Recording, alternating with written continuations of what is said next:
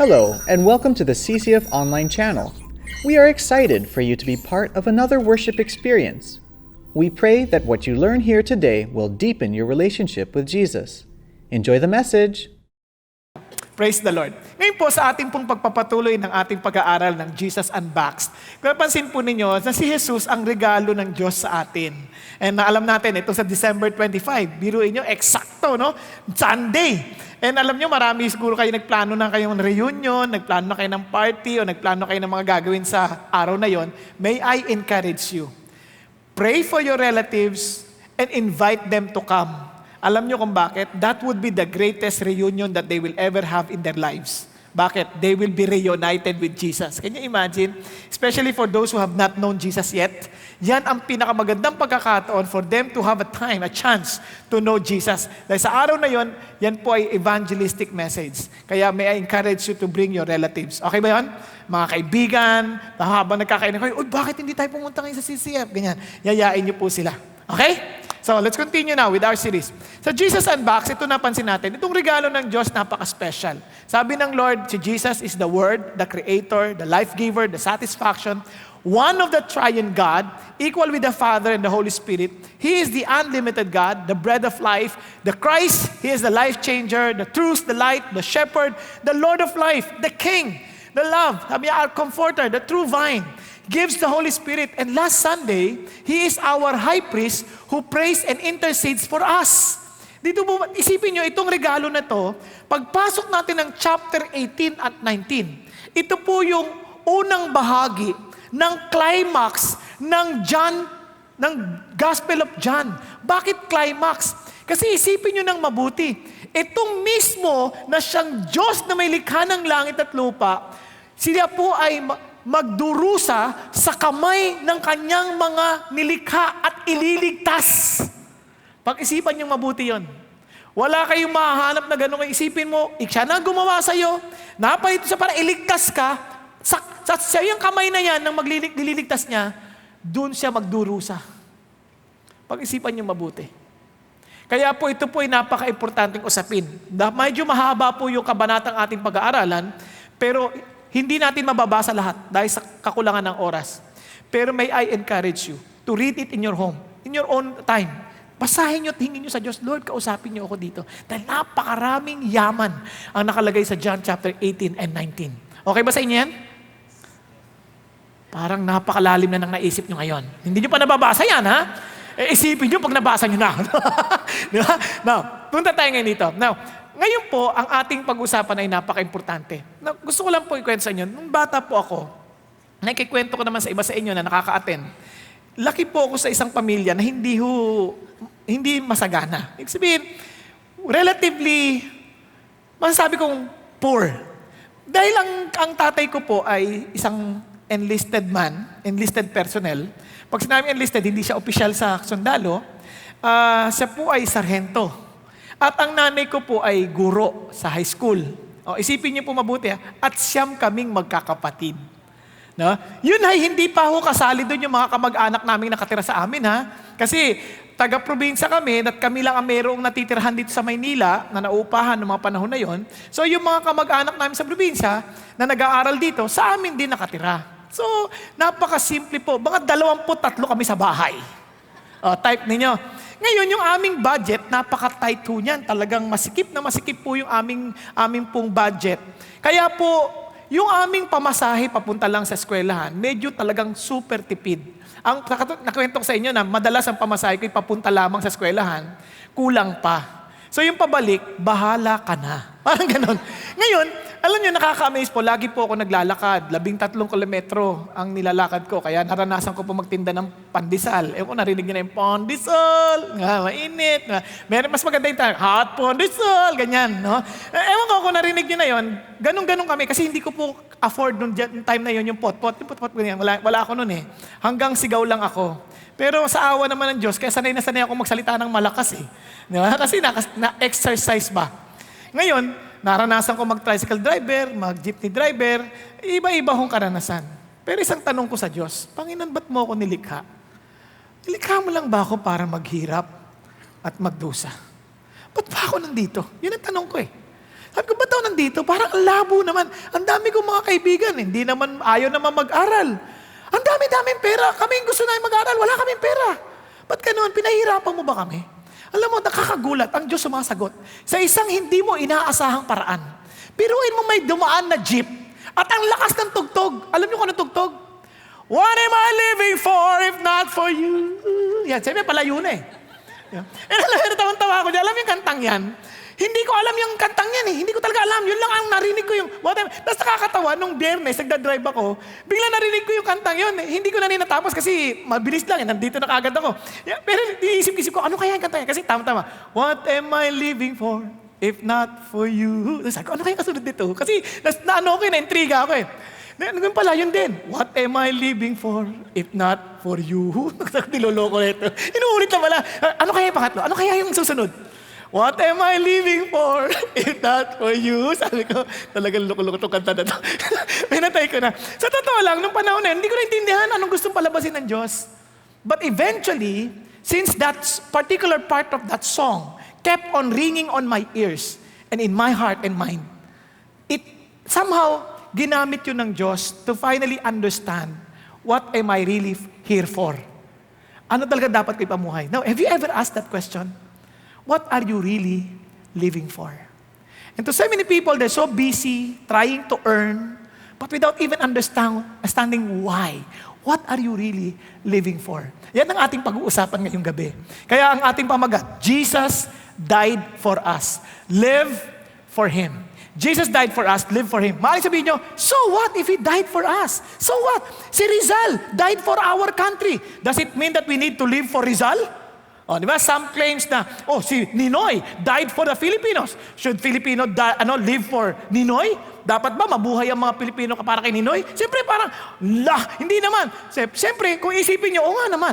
Pero ito po, itong ating aaralin, makikita ninyo kung bakit kailangan nating mabuhay para kay Jesus. Hindi siya kapareho lamang ni Rizal, hindi siya kapareho lamang ni Ninoy. Ito isang bagay na dapat nyo maintindihan. Sa ating pag-aaral, umaasa ako, makikita natin yung pinakadahilan. At kapag naintindihan natin dahilan, maintindihan din natin yung papaano. Okay? Kaya makinig tayo mabuti. Katandaan nyo yung salitang life. Pakisabi niyo po, life. Life. Now, ang letter L po ay dahil siya ay Lord. Ang letter F po ay finished. Natapos niya po yung dapat niya tapusin. At yung letter E, exchange. Madaling salita, mayroong pagpapalit buhay. Maaaring sabihin, anong ibig sabihin yan? Isa-isahin mo natin. Simulan natin sa salitang Lord. Alam nyo, yung aklat ng Juan or the Gospel of John, from the very beginning of our series, we already learned that the very purpose of the writings of this particular gospel is to tell us about Jesus. Sabi niya, but these have been written so that you may believe that Jesus is the Christ. He is the expected King. He is the coming King. And sabi niya, the Son of God, meaning this is His nature. He is divine. Siya ay Diyos. Ang kanyang katangian, ang kanyang kalikasan ay Diyos. Yun ang sinasabi niya. And that believing, you may have life in His name. Yun ang dahilan kapag inaaral niyong aklat ng Juan, magtataka kayo, bakit marami siyang detalye na wala sa Lucas, wala sa Mateo, wala sa Marcos? Bakit? Kasi yan ay ayon doon sa kanyang layunin kung bakit niya ganun ang pagkakasulat. Hindi po yan punto ng inconsistency sa Scripture. Yan po ay complement o complementary in nature. Kumbaga, ito ay kabuuang kwento. Kunyari ko, ito ay kwento ni Marcos, hindi na kwento ni John kasi yun ang nakita ni Marcos. Nakuha ninyo? Yun ang nakita ni Mateo. Yun ang nakita ni Lucas. Ito, yung nakita ni John. Kaya pag pinagdugtong-dugtong mo, masasabi mo, yung pala yun. Yun ang buo ng kwento. Yan, kaya napaka-importante nito.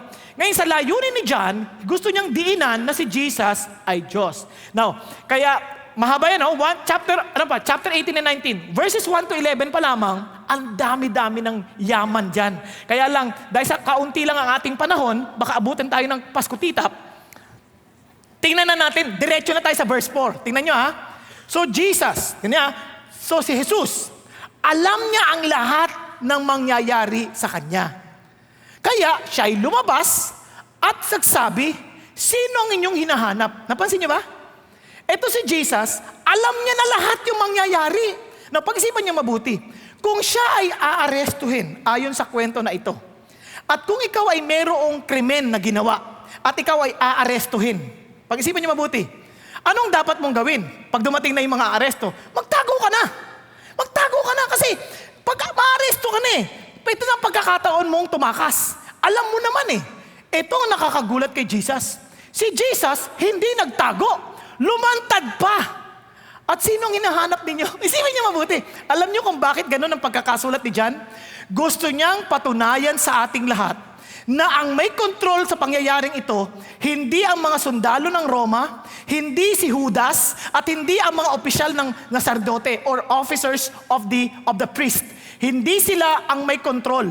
Si Jesus ang may control sa lahat ng pangyayari. Nagkakaintindihan po tayo. Yan po ay isang importanteng bagay na dapat natin maintindihan. Bakit?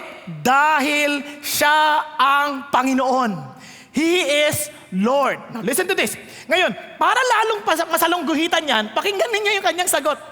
They answered him. Sinagot siya. Sabi niya, Jesus the Nazarene. Yan ang hinahanap namin. Si Jesus na taga Nazareno.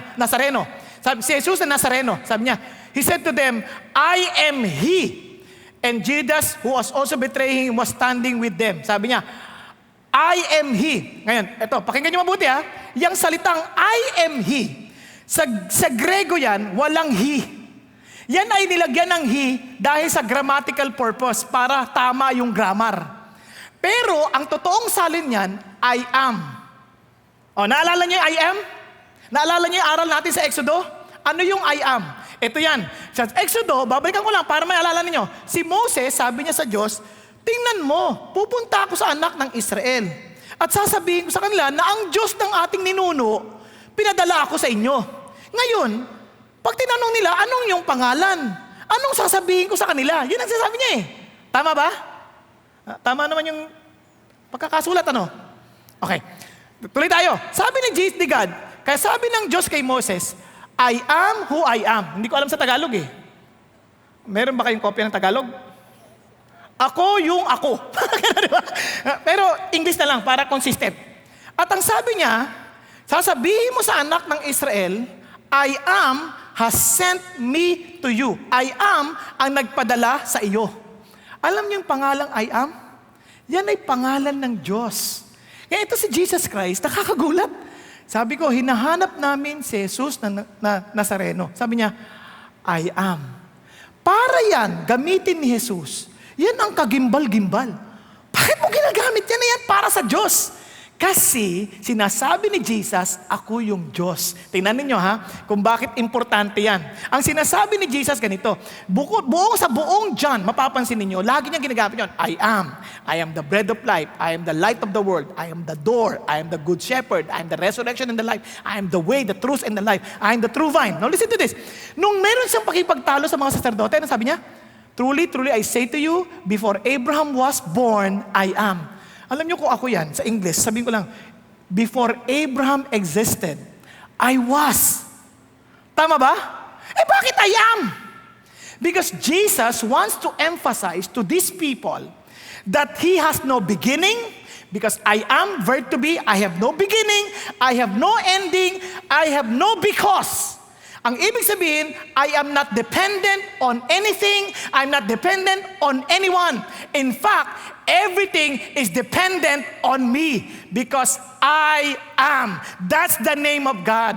Kaya nga ito po ang isang bagay na nagpapatibay. The reason why we need to live for Jesus. You know why? Kasi lahat ng reliyon, lagi itong sinisimulan ng isang propeta o isang guro at magsasabi, ito ang paraan para tumungo kayo sa Diyos. Ito ang paraan para malaman nyo ang katotohanan. Laging ganon. But Jesus Christ, the founder of biblical Christianity, did not say that. What He said is this, I am the truth. I am the life. I am the way to the Father. And in fact, anong sabi niya?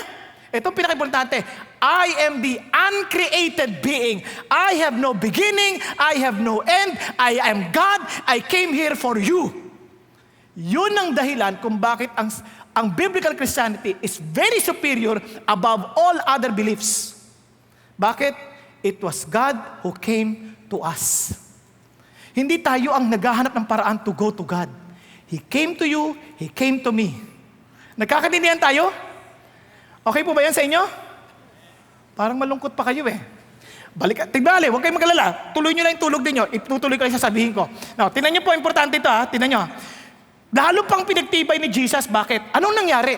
Verse 6. So when he said to them, I am he. Look at what happened. They drew back and fell to the ground. Ha? Ano? Pagkasabi niyang, ako yun, bigla silang napatras. Tumbahan. Tumbahan. Alam niyo kung sino itong nagsitumba na to? O gusto niyo malaman kung sino? Verse 3. Judas then having received the Roman cohort, the officers from the chief priest and the Pharisees came there. Sino ito mga ito? The Roman cohort. Alam niyo ibig sabihin ng Roman cohort? Ito ay Roman detachment. Meaning about 200 foot soldiers. Ito ang mga battle-tested soldiers. Ito yung mga matitikas ng katawan. Talagang matatapang to. Kasi mga soldiers, pag lumaban yan, tayuan yan. Hindi basta-basta tumutumba. Tama ba? Eh kung sakaling pinakamaliit na numero ng isang detachment is 200, isipin lang ninyo, 200 soldiers na malaking katawan, talagang battle-tested, tough guys, at biglang sasabihin gano'n, no? I am he. Tumbahan lahat. Anong klase ito? Nakikita nyo ba yan? Gusto kong paunawa sa inyo isang bagay. Kahit basahin yung lumang tipan, kapag ang tao, totoong nakatagpo ang Diyos, hindi sila nakatatayo ng mabuti. They will always lose their footings. Every time they've encountered God, bigla silang kasi just to show us that when we truly understand who God is, no one can ever treat Him as weakling, as nothing, because He is worthy of all glory and honor. Yan ang ating Diyos. Alam nyo, itong malungkot na realidad, sa panahon natin na to, minsan ang tingin nila sa Diyos, mahina, masintimiento. Ang tingin natin sa Diyos yung parang nauutos-utusan, pwedeng murahin, pwedeng sabihin mo, ikaw, bakit hindi mo sinasaktan ang prayer ko? Ang kapal ng mukha mo. May mga ganun tao. Nagulat na ako, may nagte-text, minumura si God. Sabi ko, grabe naman to. Sabi ko, ang kapal naman ng text nito. Diba? Ang kapal ng text niya, sobrang mura, grabe. Hindi ako makapaniwala, sabi ko, kung alam mo lang, alam nyo magugulat kayo, si Abraham Lincoln, alam na alam niya itong tungkol sa Diyos eh. Si Abraham Lincoln, inimbitahan sa isang simbahan, nag-attend. Pagtayo ho nung tao para magbasa ng Bible, tumayo ho si Abraham Lincoln. Nakaupo lahat ha. Bigla siyang tumayo. Sabi nung isang katabi niya, Sir, hindi niyo kailangan tumayo. Sabi niya, babasahin lang naman po yung salita ng Diyos. Sabi niya, hindi mo naintindihan. Pag ako tumatayo para magsalita, tumatayo ang tao para igalang ako. Di lalong-lalo na dapat akong tumayo dahil magsasalita at babasahin ang salita ng Diyos na may likha ng langit at lupa. Pag-isipan niyo na mabuti. Alam niyo, minsan nakakalungkot tayo para ang baba ng tingin natin sa Diyos. Intayin mo lang, may araw ka din. Sa totoo lang. Hindi kayo, yung kaninang service. Minsan may araw din tayo, hindi lang natin naintindihan. Minsan haharap din tayo sa Diyos. Lahat naman haharap tayo sa Diyos. Isipin mo, ito ka nagsitumbahan, ano pa kaya tayo? Kaya tingnan nyo na lang si propetang Isaiah. Si Isaiah, preacher of the word.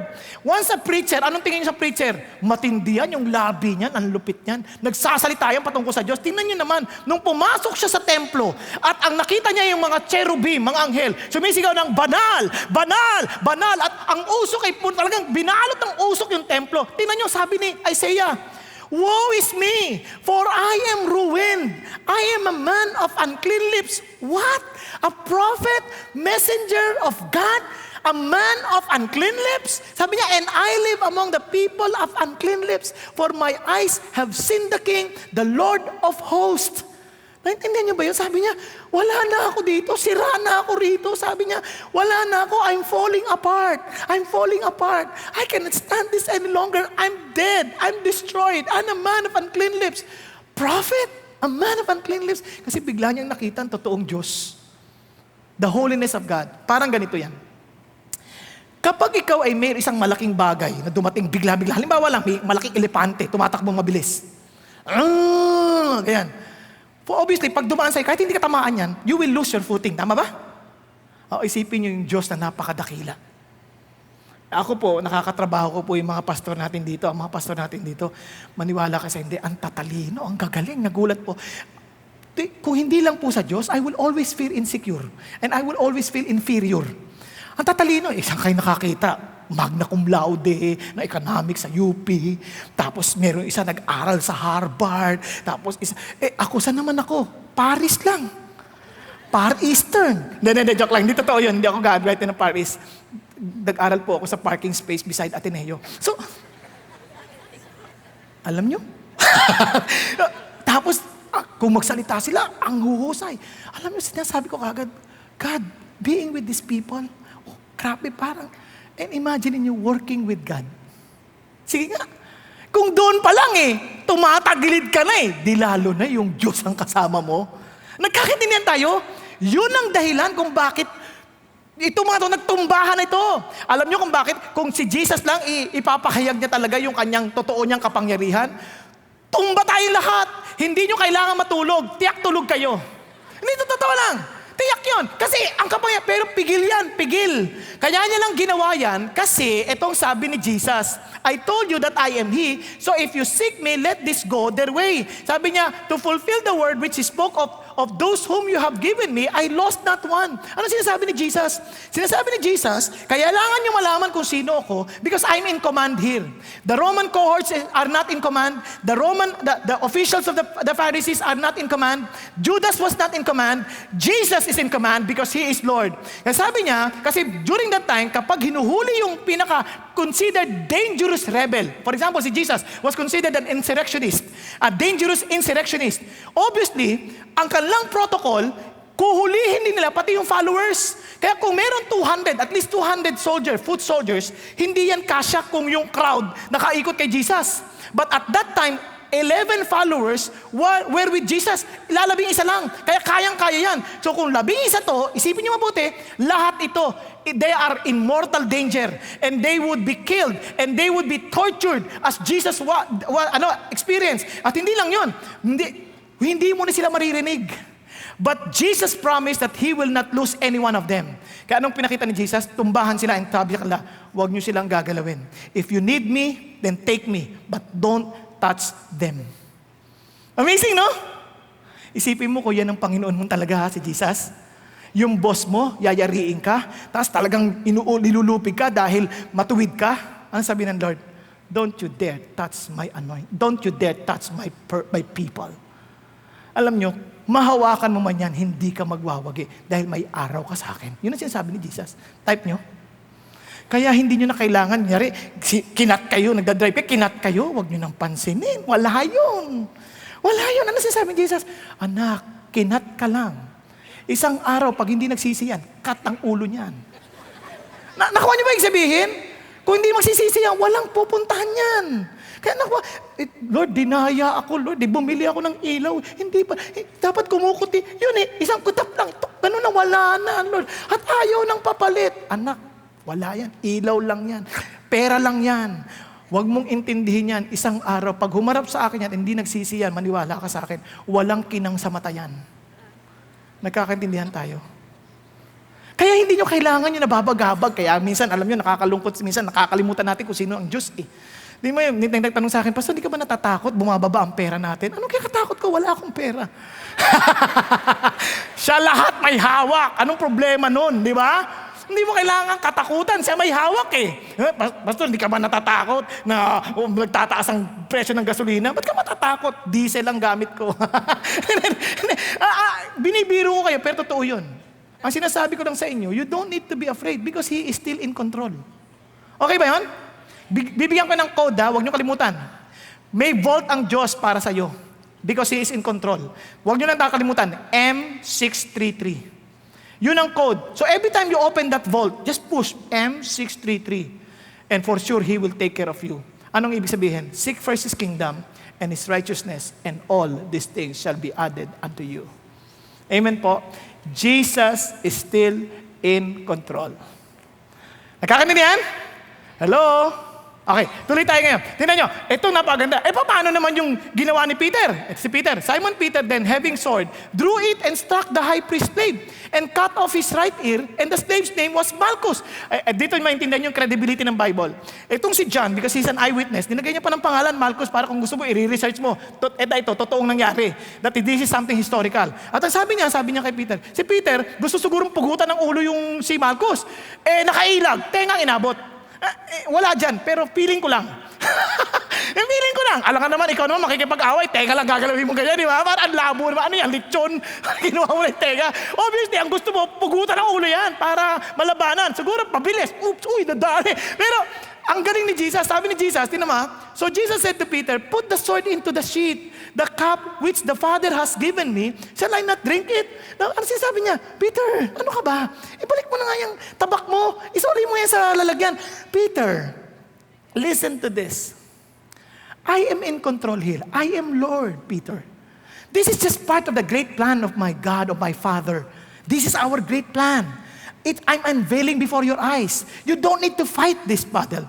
I will take this battle. You alam niyo ba yung cup, kung anong nire-represent? It represents judgment. It represents the judgment day thing. That every bullies, every oppressors, every enemies of God, as in, they will one day drink that cup of suffering, the cup of pain, the cup of struggle, the cup that the judgment that will come upon them. At ang sabi ni Jesus, I am telling you now, Peter, since I love you so much, I don't want to lose you, I am taking that cup of judgment that you do deserve. I will take your place so that you can stand before my Father, so that you would no longer be condemned, because I am the judge and I will be judged for you. Yun ang sinasabi ni Jesus.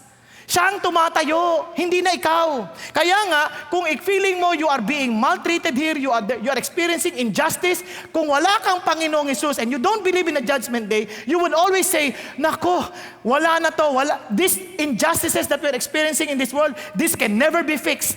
Wala na tong pag-asa.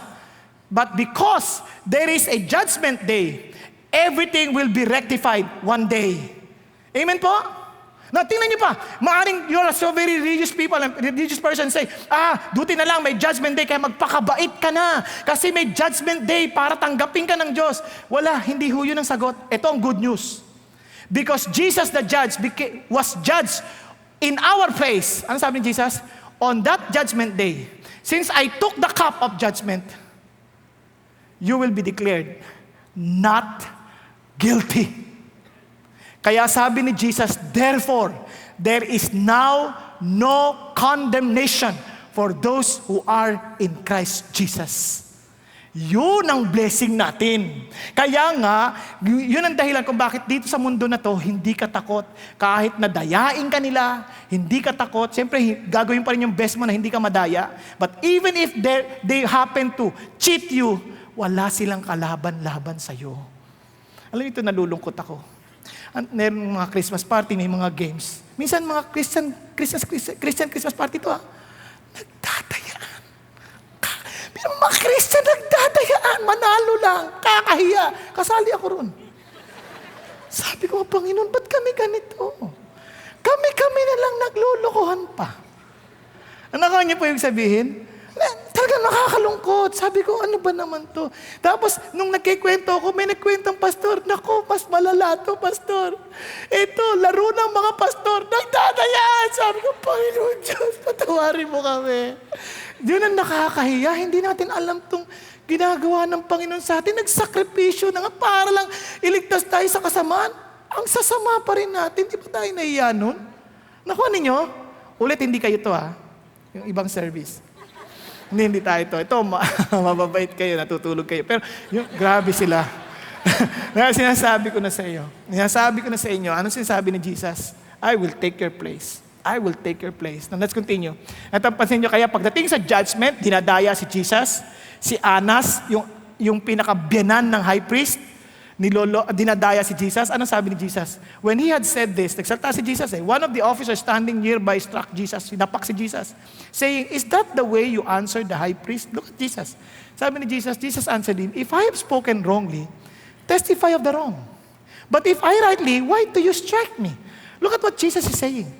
He is above the high priest or yung pinatawag na father-in-law of the high priest. He is above him. Kasi yung high priest dapat permanente yan Ang problema, dahil sa political influence, pinapaltan sila every year. Kaya yung father-in-law, hindi siya tatanggal siyang high priest, mas high priest na si Caiaphas. Pero may authority pa rin siya kay Caiaphas. Nakuha niya dahil father-in-law siya Ang ginawa nila, dinadaya nila, hindi nila sinusunod yung batas. Ito si Jesus, because He is above the law, and not actually above the law, above these people who are supposed to fulfill the law, sila pa yung sumusuway. Kaya ni-rebuke sila ni Jesus because Jesus came to fulfill the law for us. Nakukuha natin? Ito yung, kaya wala silang magawa. Tingnan niya, pagdating kay Pilate, lalo na. Sabi ni, balik muna tayo kay Peter. Si Peter then denied it again and immediately a rooster crowed. Alam niyo ba, even with this scenario, pinapakitang Lord si Jesus. Tingnan niyo. Naalala niyo, alam ni Jesus na itatatwa siya ni Peter ng 3 beses. Alam niyo kung bakit? Sabi ni Jesus sa kanya, Peter, I'm telling you this, Satan asked permission to sift you like wheat. Naalala niyo sa Job, ang Diablo nagpapaalam muna sa Diyos bago gumawa ng anumang bagay? Naalala niyo? Kanino nagpapaalam? Kay God. And look at Satan. He was asking permission from Jesus to sift the disciple like wheat. Ano sabi ni Jesus? But don't worry, Peter, I prayed for you that your faith will not fail. Okay? Sabi niya. Si Peter naman, ayaw maniwala. No, I will not deny you. I'm willing to die for you. Sabi ni Lord. Ay, nako Peter, sige na lang. But I'm telling you, you will deny me 3 times. And true enough, isipin niyo, tumila. Pag on the 3rd time na nag-deny siya, biglang, kakrokok! Gulat yung Peter, oh. Talagang, bigla niya naalala. Tapos itong amazing, pag binasa mo yung Luke 22, si Jesus, gulpi sarado ha, bugbog, sinapak, talagang pagod na pagod. Tapos, pag tilaok ng manok, alam mo kung sinong hinanap niya? Si Peter. Tumingin ba naman kay Peter? Alam niya pa kung saan. Naintindihan niya yung sabihin? Ano ibig sabihin nun? Ano sinasabi niya? Ano Peter? Malaki mo, kapal ng mukha mo. Ganun ba? Hindi. Bakit mag-aaksaya ng energy ng ganun? Ang totoo niyan, he knew where Peter was. He knew exactly what Peter was experiencing. Siyempre, yung kita mo yung frustration, yung guilt, yung regrets that that you denied Jesus. And here is Jesus Christ looking at him just to encourage him and say, Peter, I prayed for you. I was not surprised that you denied me, remember? Alam niyo yan ang sinasabi ng Diyos sa atin. Alam niyo, every time we fall, hindi naman naso-surprise si God eh. Tingnan mo yung katabi mo. When he fell asleep, hindi naman na-surprise si Lord eh. Hindi, sa totoo lang, he was not surprised. Kanina kanya pa pinanonood. And alam niya, yan, pipikit na. And he was not surprised. Sorry na-obserbahan kita eh. Ay, patawarin ako ni Lord. Balik tayo. Sa madalit salita, itong sinasabi ni Jesus, Peter, alam ko lahat. Alam ko lahat. Why? Because I am Lord. Nagkakaintindihan tayo? Punta tayo kay Pilate. Naku, lalong nadiinan. Tingnan si Jesus, my kingdom is not of this world. If my kingdom were of this world, then my servants would be fighting so that I would not be handed over to the Jews. But as it is, my kingdom is not of this realm.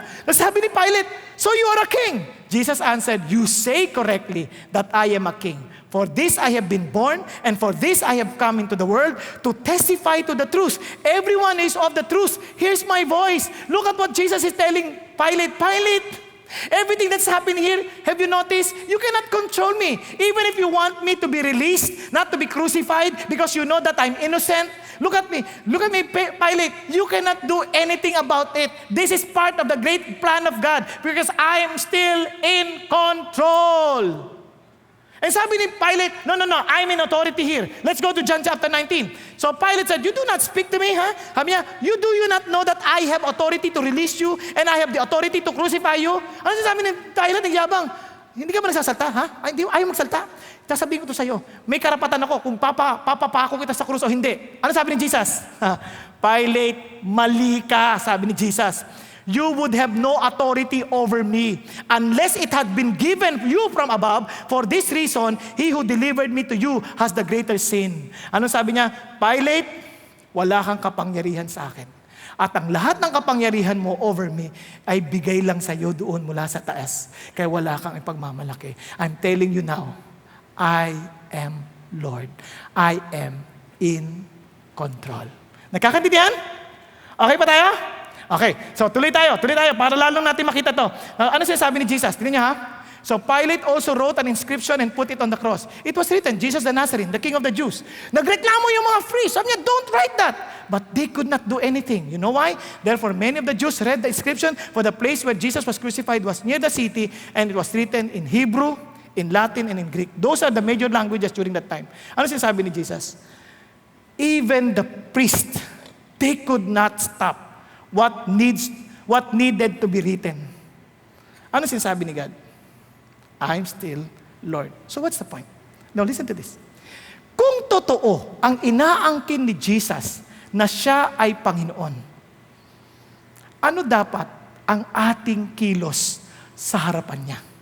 Ano dapat ang klase ng pamumuhay meron tayo para kay Jesus? Ngayon, kung hindi siya totoo, siya'y hindi totoong Diyos, siya ay sinungaling, sinasabi niyang siya'y Diyos, siya'y makapangyarihan, pero hindi naman totoo. Sa madalit salita, hindi dapat siya pinakikinggan. You can never say, well, your Christianity is very inspiring, well, your message is very something that really make me strong. Then that is wrong. Why? Because if he is not true, he is fooling so many people and he need not to be listened to. Yun ang sinasabi ni Jesus.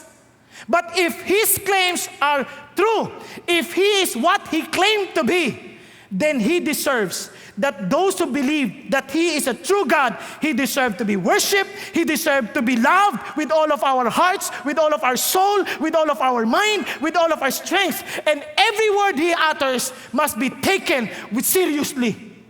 Kaya nung sabi ng Diyos, make disciples of all nations. If you don't disciples, you're telling Jesus, Jesus, I don't believe you. You are not really Lord of my life. You have no authority over me. Kaya nga, excuse ng maraming tao, program lang ng church yan. You're wrong. Because this is not a program of church. It is the mandate of Jesus. Sabi niya, all authority has been given to me in heaven and on earth.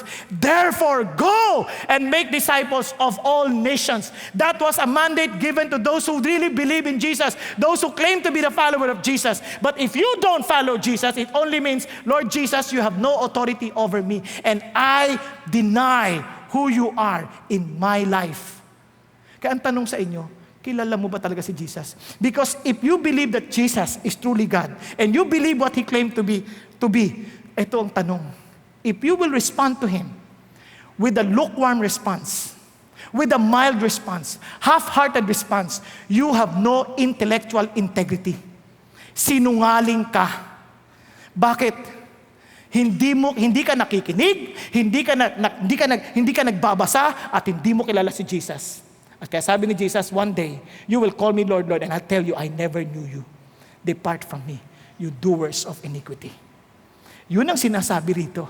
The reason why we are to live with Jesus, Lord, I want to live with you because you're Lord. I believe in your claims. Kaya walang biruan dito.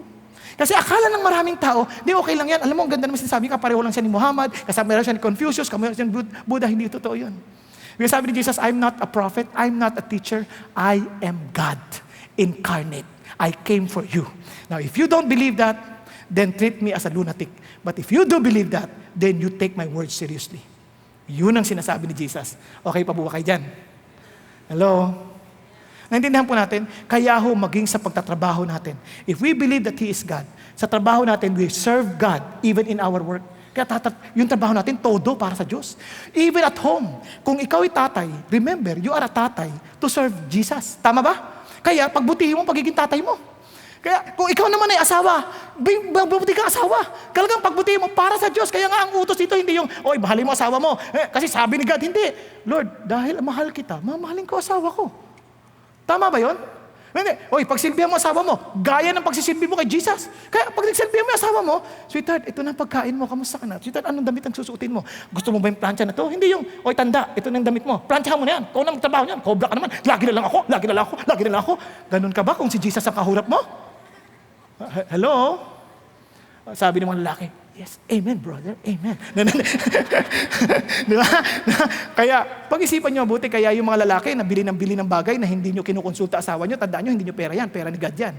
So, pinagkatiwala yan para sa pamilya mo. Kaya huwag kang bili na para sa ilang. At para sa kanya. Sino siya? Lagot ka kay God. If you worship God, you take God seriously. Nagkakaintindihan? Andiyan pa kayo? Kaya pagdating na naman, kahit sa simpleng kantahan lang, Lord, ikaw sinasamba ko so paano kakakanta? Diba? Yung iba nga, sabi, si God yung kinakanta ko si God. Art the heralded, glory to the new working. Diba? Pero kung sa Diyos yan, imagine nyo, pinakanta ka sa harapan ni Duterte. one of the delegates to sing. Paano ka kakanta? Talagang nakapustura ka pa. Hark the herald angels singing glory. Para kang na-operatic. Paano kung di mo alam? Watermelon, watermelon. Para kunwari kumakanta ka kahit di mo alam. Bakit? Para kay Pangulong Duterte yun eh. Tama ba? Tingnan niyo ginagawa natin kay Jesus. Pag-isipan niyo mabuti. Alam niyo, minsan, ang dali natin makalimot na hindi tayo nabubuhay para sa Kanya. Kasi hindi natin alam, siya ang Panginoon. Ngayon, punta tayo sa pangalawa. Finished. Finished. Ano ibig sabihin ng finished? Alam niyo, ito nakakagulat sa Panginoon. Meron siyang 3 salitang binitiwan nung pinapako siya sa krus. Basahin po natin. Ito po kasi ang sa larawan ng buong picture ng cross. At itong 3 sinabi niya, dito niya lang sinabi sa John. Hindi yan sinabi sa Matthew, hindi sinabi sa Mark, hindi sinabi sa Luke. Kaya ito sabi niya, nung nakita niya yung kanyang nanay at ang kanyang alagad na kanyang mahal, na nakatayo sa may tabi, sabi niya sa kanya, Nay, sabi sa nanay niya, babae, tingnan mo ang iyong anak. At sabi niya sa kanyang alagad, tingnan mo ang iyong nanay. Kaya mula noon, yung kanyang alagad, siya na ang nag-alaga sa nanay ni Jesus, si Mary. Tinira niya sa kanyang tahanan. Ano napansin ninyo? Mamaya, papaliwanag ko sa inyo. Tuloy tayo. Ang pangalawang sinabi niya, after these things, after Jesus knowing that all things had already been accomplished, matapos niya magawa lahat, to fulfill the scripture said, I am thirsty. Nauuhaw ako. Sabi niya pangatlo, therefore when Jesus had received the sour wine, He said, it is finished. And He bowed His head and gave up His spirit. So 3 sinabi niya. Ngayon, ano yung huli niya sinabi? It is finished. Ngayon, doon tayo magsimula. Para mas madali natin maintindihan. Ano yung sabihin na it is finished? Ang salitang it is finished sa Greek, tetelestai. Isang salita lang yan, tetelestai. Madalas, yung salitang yan ang itinatatak sa mga nakulong. Pagkatapos na mapagsilbihan yung kanilang prison term, i-release sila. Tinatatakan ng tetelestai. Ang ibig sabihin nun, paid in full. Napakaganda ho yan. Sinasabi ng mga pastor yan, napakinggan ko yan, nabasa ko yan, tuwan-tuwa ako, sabi ko, yes, we are paid in full. Pero alam nyo, lalo ko pong na-appreciate ito, nung naintindihan ko lalo, anong ibig sabihin ng tetelestai? Alam nyo, yung word ng tetelestai, kasi pag sinabi mo, it is finished, parang napaka-passive, parang sabi niya, ay, sa wakas, tapos na. Parang ganon. Parang ito nangyari sa akin, ay, tapos na. Hindi. Ang ibig sabihin nito, tinan nyo, yung word ng tetelestai, galing sa salitang root word na telos. Ibig sabihin ng telos, it was Greek word for design or plan.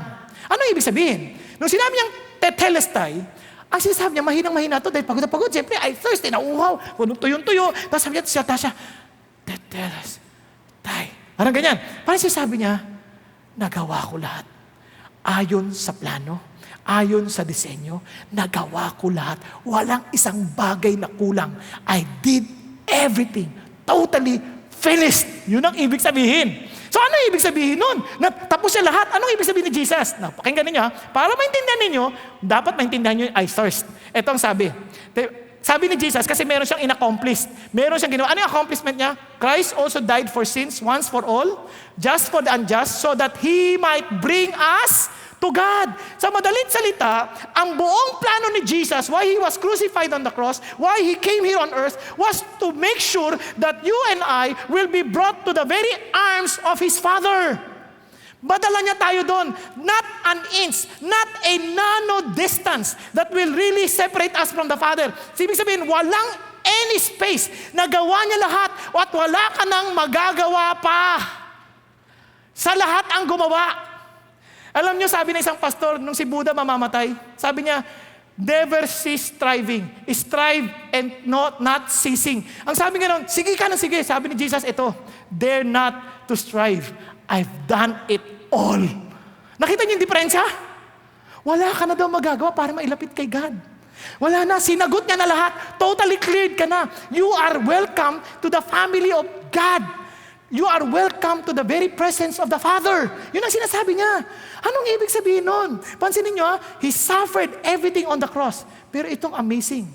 Itong hindi pwedeng gawin ng tao. Lahat niyang yan, yung nagulpi siya, somebody can be hit for you. Maybe your friend, your relatives. Tama ba?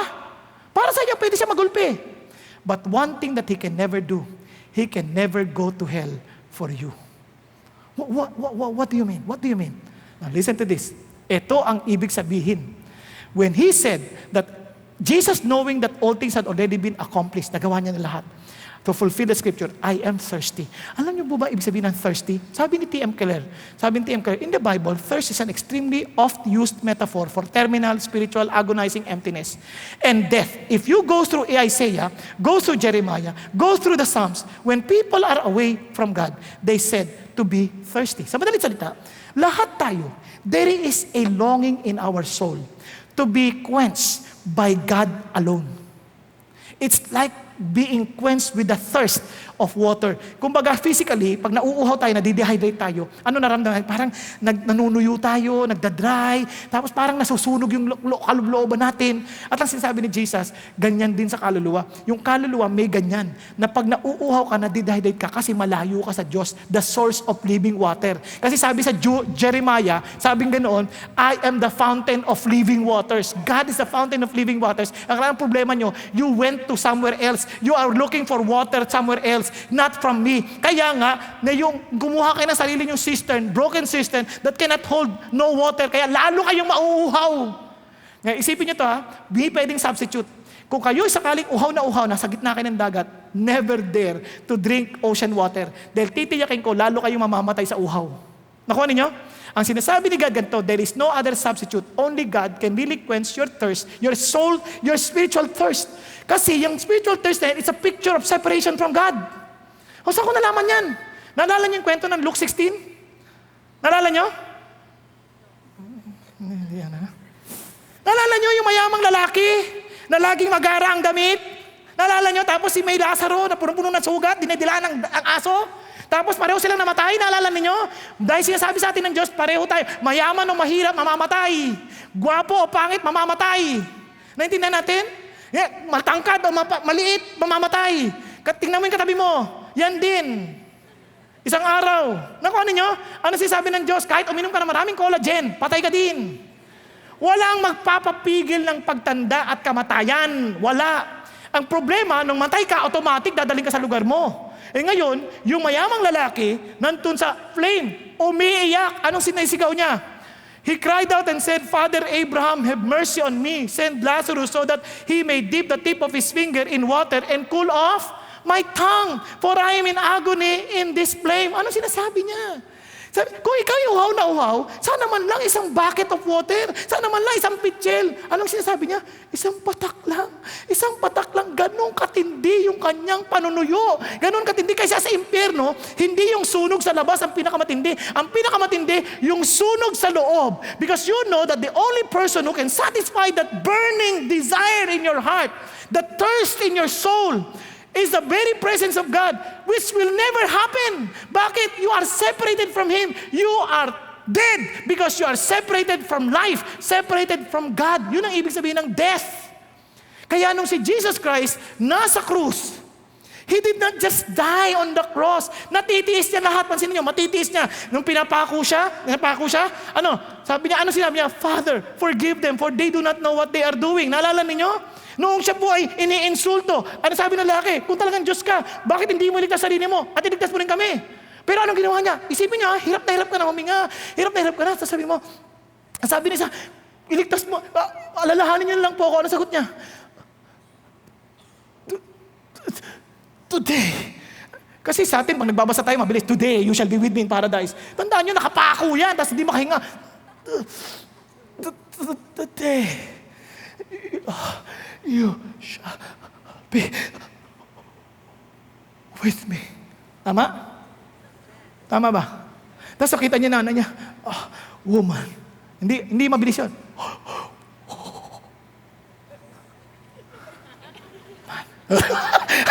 Sobrang pabulog na sa hina. Behold thy son. Amazing. How could he do that? Because he was with the Father. Ang hindi niya nakayanan, when he became sin, and he was separated from the Father for the first time in eternity past.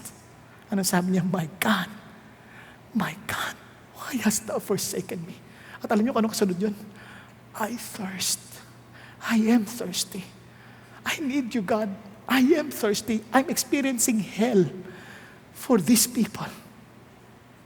Kaya siya lang ang pwedeng magligtas sa atin. Because He alone could go to hell for us to be spared from hell one day. Because if we do not acknowledge that reality, acknowledge that truth, one day we will be shouting the same cry. My God, was I am thirsty. I am thirsty. Yun ang sinasabi ni God. Kaya ano sabi ni Jesus? Look at this. Kaya napaka-importante ito. Ito sinasabi ni Jesus, pag sinabi mong it is finished, ang reliyon, lagi sasabi, tapusin mo yung trabaho. Ang sabi ng gospel, receive the finished work. Tapos na yan. Pag sinasabi natin, if you finish the work, someday, God might give you acceptance and love and blessing. Sabi ng Lord, ito ang good news. Receive the finished work of Jesus Christ and you get love, acceptance, and all that blessings now. Immediately, fully, completely, totally. Ayaw nyo? Nakuha ninyo, yan ang good news. Hindi mo trabaho. Naniniwala ba kayo dito? No, hindi kayo naniniwala. I'm telling you, hindi kayo naniniwala. Gusto niyo malaman? Ligyan natin ng test. Subukan natin ang test of failure. Ano napansin niyo pag tayo nagkakamali? Ano sinasabi natin sa Diyos? Lord, thank you. Binibigyan mo ng pagkakataon ulit upang magsimula ulit. Then this time, I will become better. I will become a better husband. I will become a better parent. I will become a better person. Ano sinasabi mo kay God? Lord, I will try again to become worthy. Thank you for giving me another chance. You're wrong. Ang sabi ni God, no, it has already been finished. Your worthiness is Jesus, not your own effort. Nagkakaintindihan because it is finished. Paano ko natiyak yan? Tingnan niyo sabi ni Paul, when you were dead in your transgression and circumcision of your flesh, He made alive together with Him, having forgiven us all our transgression. Anong lahat na? Anong kasalanan mo? Lahat. Anong kasama sa lahat? Lahat. Hindi ba yung nakaraan lang? Lahat nga eh. Isipin nyo, pati yung future, sa palagay mo. O, tatanong ko sa iyo ha, sino sa inyo ang buhay bago maipako si Jesus sa krus? Meron? Wala, no? Kahit yung pinakamatanda sa ating grupo, wala. Ano ibig sabihin? Nung namatay si Jesus at sabi niyang, all of your sins have been forgiven, future lahat yun. Dahil hindi pa tayo na isisilang. Andiyan ka pa? Ano sinasabi ni Jesus? Sabi niya, hindi lang ginawa ko, kinancel ko na yung certificate ng utang mo. Wala ka ng utang. Consisting of decrees against us, which was hostile to us. Lahat ng mga pinagagawa mo nakakasakit sa amin, kaya naging consider kang kaaway, kinancel ako na yan. He has taken it out on the way, having nailed it to the cross. Lahat, pinako na sa krus. Tapos na. Wala ka nang maidadagdag. Okay ba yan? Parang, ang tagal, ano? Hindi na totoo lang. No, ito pa, ito napakagandang balita. No, tingnan nyo. How about test of guilt? Test of guilt, yung iba, kailangan pahirapan yung sarili. Parang, I have not hurt myself enough. You see, I have not repented enough. Talaga nag-uumiyak ka pa. Anong sinasabi mo? Na parang pinatawad ka ng Diyos dahil sa sobrang nagtulupasay ka? Ito sasabihin ko sa iyo. Hindi yun. Kasi tapos na. If you are thinking that you need to wear a crown of thorns, in Christ, you have already been crowned with thorns. If you think that you need to be flagellated, you need to be whipped, you will be scourged. No, in Christ, you have been already scourged. He did it. He did everything for you. He took everything in your place. Kaya nga, it is finished. Okay ba? Ito pa, nako, about test of morality. Paano ibig sabihin niyan, test of morality? Minsan isipin natin, mas mabait ako kaysa sa kanya. Kaya feeling ko, love ako ni God. Kaya nga minsan may tendency tayo, yung pastor palagay ko, doon tayo magpa-pray kasi papakinggan ni Lord yun. Pastor yun eh. Hindi totoo yan. Hindi ka na naman naniniwala, it is finished. Kasi if it is finished, hindi yung pastor ang nakakatinatanggap ni Lord. Yung ginawa ni Jesus. Tama ba? Pag sinabi mo, ay kilala ko yan, hindi mo na naman naintindihan. Meron ka na naman problema. Kaya nga pag, ano malalaman mo? Pag may struggle kang makasama yung makasananan, para bagang hindi mo sila mamahal, hindi mo sila matanggap kasi iba'y ka lang ginagawa, ibang ka lang nag-iisip. Kung hindi mo sila inaabot, it only shows that you have failed the test of morality. Iniisip mo na naman that you're acceptable because you're better than others. Ang sabi ng Lord, hindi. It is my finished work. Okay po? How about struggle to forgive? Parang di ko mapatawad yung tao na yan. I could not imagine how could that person do such a thing. Parang sinasabi mo, hindi ko yan magagawa. Ako, mabait ako.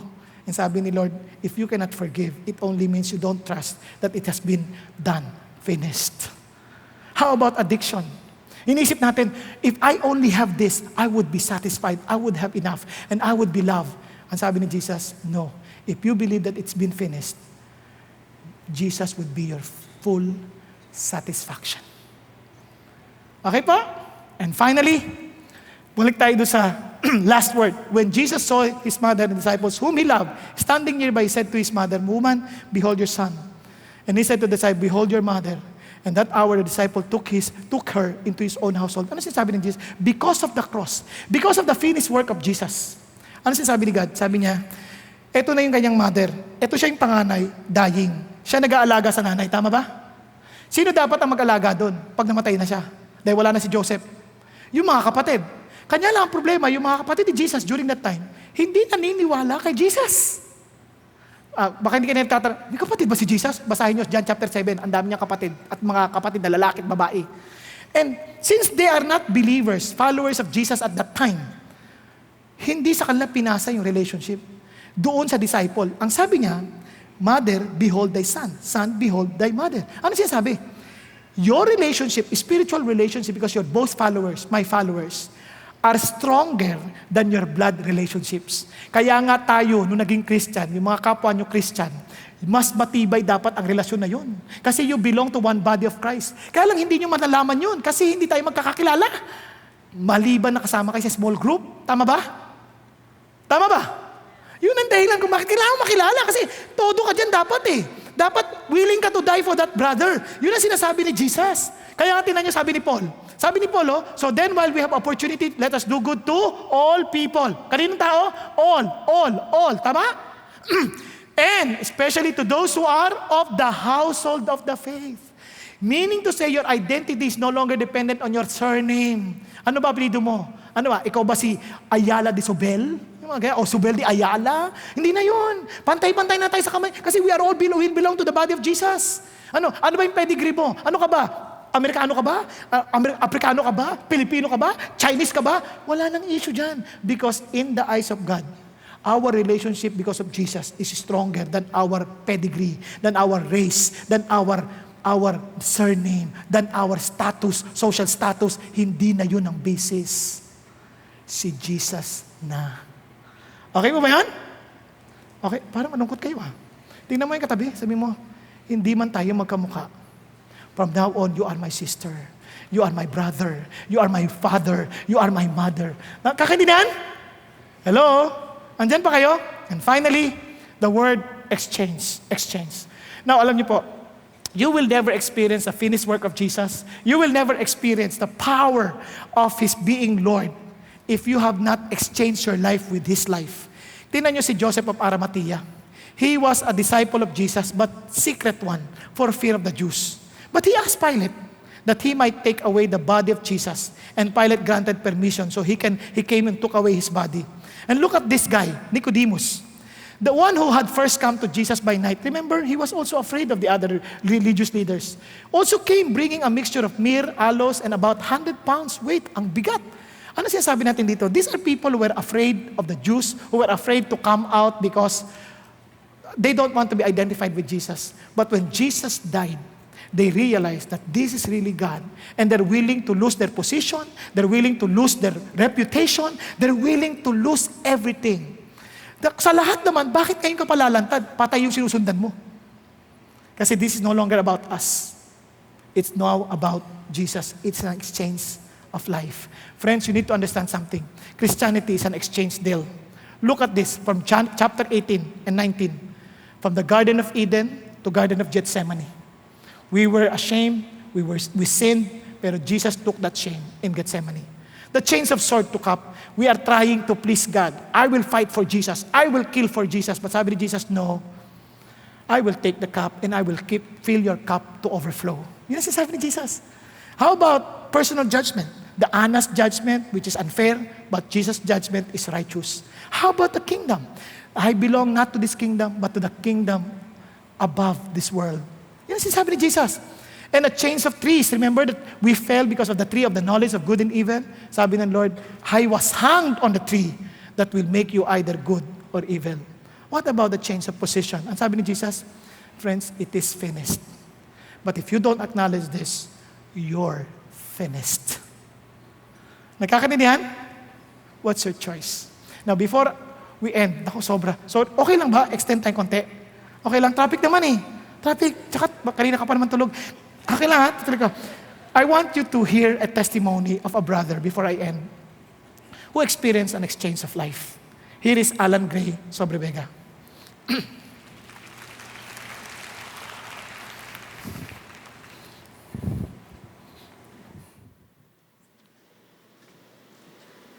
Magandang sound check.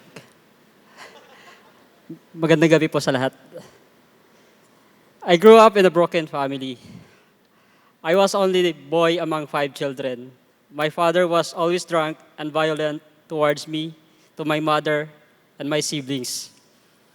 But even when he would physically abuse us, I still loved him. I sought to do well in school, being a consistent honor student from elementary to second year high school, thinking this would make my parents happy. At an early age, I had to work to help our family. Because of our hard life and her frequently fights with my father, my mother decided to work abroad. Shortly after, my siblings went to live with our relatives in a different town and studied there. I felt lonely and hurt by my mother and siblings' absence. With this, I thought my father would change. However, he continued his vices and his violence towards me. Because he hardly came home, there were times I did not have anything to eat except coconut and bananas. I grew angry and bitter towards my father, and I blamed him for tearing our family apart. I no longer had a desire to study and wanted to show him that I cannot do worse things than him. I started smoking, getting drunk, and taking marijuana and shabu. I became addicted to drugs and worsened during my college years. Eventually, I was kicked out of school and wasted my mother's effort to earn money for my study. Moreover, I hated God and blamed him for everything. I thought if God was real, he would not have let these things happen to me and our family. My vices worsened. I tried selling drugs, went to bars every night, and engaged in different fights. There also came a time when I wanted to burn my relative's house for no reason. My life was mess and it had no direction. My mother cried and pleaded me to change, but I was proud. On my birthday in year 2000, my father visited in our house. At that time, I was under the influence of alcohol and drugs, and out of my anger, I blurted all my hurts to him to the point of wanting to kill him. There was also a night when I wanted to end my life because I do not know myself anymore. I asked God if He is real, that He sent me free to give me a purpose. During that time, my aunt called and said that she was praying for me. Even when I could understand what she said, I felt peace at the very first time. In March 2001, my mother asked me to come to Manila for a vacation. I immediately agreed. I stayed in my cousin's home and they invited me to attend worship service with them. Since I wanted to please my cousin, I reluctantly agreed. That was the first time I heard that Jesus Christ loves me and He has power to save and deliver me from my sins. However, I did not fully understand what that meant. Eventually, I stayed in my aunt's home. The love and support showed by my aunt and cousins drove me to give up my vices and to start praying and reading the Bible. The hatred to my father was slowly replaced by love and forgiveness. But in June 2001, I decided to go back to the province when I learned that my father in critical condition in the hospital. But on that day that I got the ticket, I learned that he already passed away. I cried and asked God, "Why, God? Why did you give us the opportunity to reconcile?" The Lord comforted me through the word of Job 42 verse 2. Job said to God, "I know that you can do all things, and that no purpose of yours can be thwarted. I decided to stay in Manila and went back to complete the college degree while being a working student. Even when I continued to attend Christian worship services, I still went back with my drinking habits. But the Lord was so gracious to me. My friend from CCF invited me to their Bible study. Through Bible studies, I fully understood the meaning of life through Jesus Christ. I surrendered my life to Jesus and started living for Him. I got baptized to publicly declared Him as my Lord and personal Savior. As Galatians 2:20 says, I have been crucified with Christ. It is no longer I who live, but Christ lives in me. And the life which I now live in flesh, I live by faith in the Son of God, who loved me and gave Himself up for me. With the desire to live for Him, I joined the D group to be discipled. In God's time, I became a D group leader in CCF Payatas, which was still a community church at that time. After college, I was given the privilege to volunteer in CCF Media Ministry. The Lord called me to become a full-time church worker in 2008. Indeed, the Lord and Savior Jesus Christ is real. He did miracles after miracles in my life. The Lord restored my relationship with my mother and siblings. I asked for their forgiveness for all the sins, the pains, and heartaches that I caused. I now joyfully married with my lovely wife, May, and we have a wonderful daughter, Antoniela.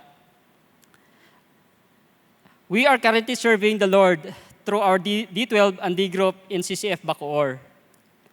God is truly amazing, and He has continually expanded our borders. As Ephesians 3:20-21 says, now to Him who is able to do far abundantly beyond all that we ask or think, according to the power that works within us. I would like to request for you to continually pray for our family, our D group, and the ministry that close to my heart, the live production team. I am Alan Gray Homers of Rebecca, once living to myself, now living for Jesus Christ who died for me. To God be all the glory, honor, and praise. Praise God, praise God. Praise God. Pag-pray natin siya mamaya, kasi matapos na tayo. Okay lang tayo? Kasi dapat pag-pray na natin eh. Pero tapusin na natin to. Pakinggan niyo ito mabuti. Now, ito ang Christianity. If you have exchanged life with Jesus, I've been crucified with Christ. Diniinan niya kanina yan. It is no longer I who live, but Christ who lives in me. And the life which I now live in the flesh, I live by faith in the Son of God who loved me and gave Himself up for me. Yun ang Christianity. Christianity, hindi yung join ka dito. Hindi. You have an exchanged life with Jesus. His life with your life.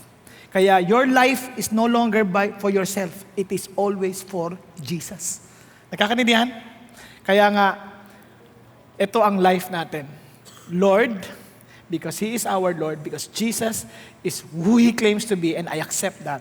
And with this finished work, I'm willing to exchange my life with Jesus. Paano yung I? Kaya walang I, it is no longer I who lives. Amen po? Kaya sabi ng Diyos, this is the life that I want you to have. Jesus is Lord, dependent on His finished work, and willing to exchange your life with this. There is no longer I who live, but Christ who lives in me. Tayo pong lahat ay yumuko at pumikit. Mga kapatid, kayo lang nakakilala ng sarili ninyo. Alam niyo yung totoo ninyong kalalagayan. Kung totoo ngang ang buhay ninyo ay umiikot na lang kay Jesus because you no longer live, but Jesus who is in you. Alam niyo rin kung ang buhay niyo at naniniwala kayong siya ang gumawa ng lahat kung bakit takot kang magkasala dahil ginawa niya na lahat. Wala ka ng dahilang manatili sa kagustuhan ng mundong ito. Dahil si Jesus ang Panginoon, siya na ang gumawa ng lahat ng kakailanganin mo para makasama ang Diyos Ama. Ang tanong na lang, gusto mo ba? Kung gusto mo, ibigay mo ang buhay mo sa Kanya. At ipahintulot na si Jesus ang maghari sa iyo. Kung yan ang loobin mo sa puso, Maging panalangin mo to. Sabi mo, Panginoong Hesus, salamat po na namatay kayo sa krus para sa akin. Binayaran niyo lahat ng aking kasalanan. At hindi niyo lang ako pinatawad. Tinugunan niyo na lahat ng kailangan ko para makabahagi sa pamilya ng iyong ama iyong ama na may likha ng langit at lupa. Salamat po, O Diyos. At Panginoon, tulungan niyo akong mabuhay, hindi na para sa aking sarili, kundi para sa iyo. Amen. Panginoon Diyos, salamat po. Alam niyo kung sino po yung mga nanalangin ng ganong panalangin. At kung hindi pa po, inihingi ko lang, huwag niyong pahintulutan matapos ang araw na ito, na hindi nila binibigay ang buhay nila sa inyo. At sa bawat sa amin dito, aming Ama, nagpapasalamat kami na niligtas niyo kami. At lagi niyo kaming mamahalin at lagi niyo kaming sasamahan para maluwalhati kayo sa pang-araw-araw naming buhay. Thank you, Jesus, for dying for us. And now we are to live for you. Thank you, Lord. Amen and amen. God bless all of you. Good afternoon. Jumpstart your spiritual journey by joining an online or offline small group. Go to ccf.org.ph/dgroup. Worship together with us via live stream here at 9 a.m., 12 noon, or 3 p.m. Philippine Standard Time. Join us at stream.ccf.org.ph. Want to find a CCF near you? Check us out at ccf.org.ph/locations. We are so excited you were able to join us today. God bless and see you next time.